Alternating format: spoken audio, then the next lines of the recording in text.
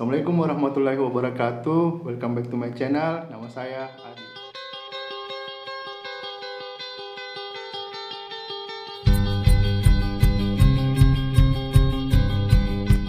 Minta maaf sebelumnya nih bosku, baru bisa saya upload lagi video karena beberapa minggu belakangan ini saya disibukkan dengan berbagai macam kegiatan. Jadi ya intens atau waktu untuk membaca itu gak sedikit berkurang, dan saya tidak mungkin saya langsung reviewkan atau bahaskan buku tanpa saya tidak membacanya terlebih dahulu. Nah, seperti itu. Jadi buku yang saya mau bahas kali ini lingkungan hidup, tapi penulisnya atau pengarang buku ini menurut subjek ilmu pengetahuannya itu filsafat. Beliau bernama Sonny Keraf yang lahir di NTT, seperti itu. Jadi memang dari S1 sampai S3 beliau menyelesaikan kuliahnya itu pada bidang studi filsafat. Jadi ya ini bukunya, Etika Lingkungan Hidup, Sonny Keraf. Jadi ini namanya Sonny Keraf, bukan Belanda ya, ini Indonesia bos, asli Indonesia. Jadi buku ini, di awal buku ini membahas tentang paradigma dalam melihat lingkungan itu. Jadi menurut Sonny Keraf dalam bidang studinya filsafat, bidang keilmuannya filsafat, itu ada tiga pandangan tentang lingkungan hidup itu mau diapakan, seperti antroposentris, biosentris, deep ekologi, masuk juga deep ekologi, dan terakhir itu ekofeminisme. Jadi biosentris ini melihat bagaimana manusia itu mengolah lingkungan, mengolah alam. Dia melihat bahwa alam ini merupakan objek yang ya harus kita manfaatkan semaksimal mungkin untuk kebutuhan kita. Makanya ya bisa kau lihat melalui buku ini juga, kau bisa lihat cara seseorang dalam melihat alam.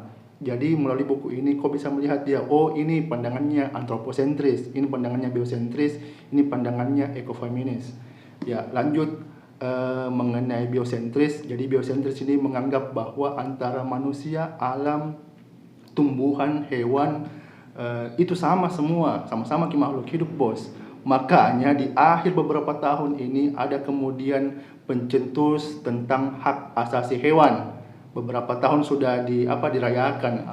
Yang terakhir ada namanya ekofeminis. Ekofeminis ya dari asal kata feminis. Ya feminis ya berkaitan dengan perempuan toh.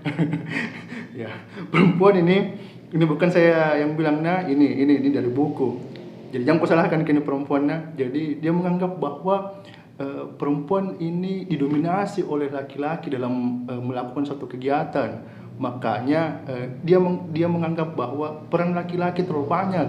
Makanya kita harus berkumpul bersama-sama untuk memperjuangkan hak kita. Karena terlalu banyaknya ini laki-laki sehingga mereka mengelola lingkungan yang semrawutan seperti itu. Makanya kita harus memperjuangkan hak asasi kita. Makanya lahirlah itu ekofeminisme.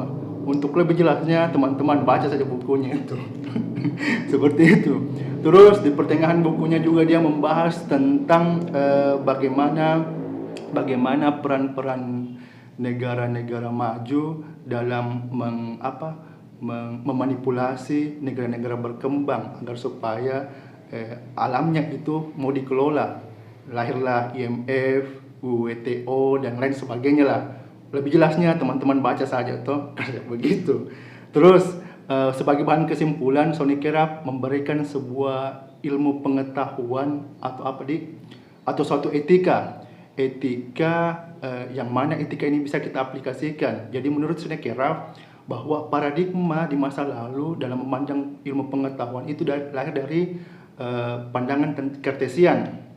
Kartesian ini kan melahirkan yang namanya mekanistis reduksionis.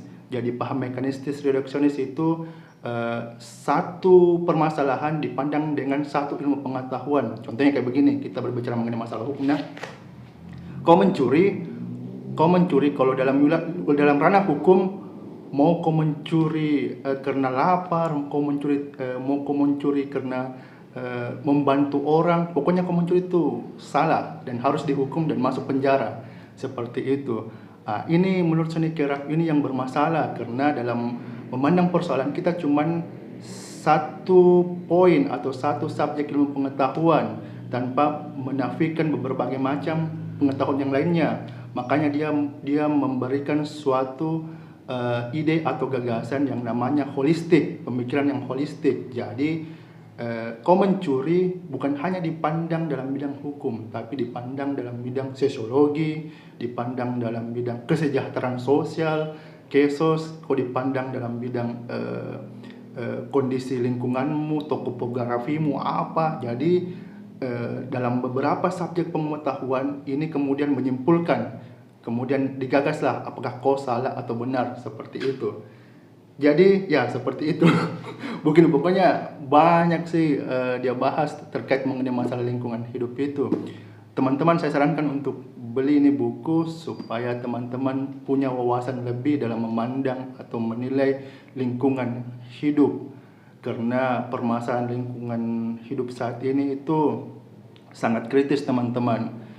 Ingat saja beberapa kejadian-kejadian besar mengenai masalah lingkungan hidup itu tidak serta-merta terjadi, tapi itu merupakan campur tangan kita yang tidak tahu bagaimana caranya mengelola lingkungan hidup itu. Seperti itu, teman-teman.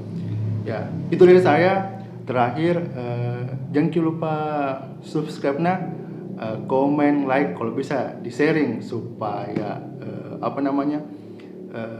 visi asik, misi apakah untuk untuk literasi, membaca itu bisa kita gaungkan di Indonesia, khususnya Indonesia Timur. Ya, seperti itu.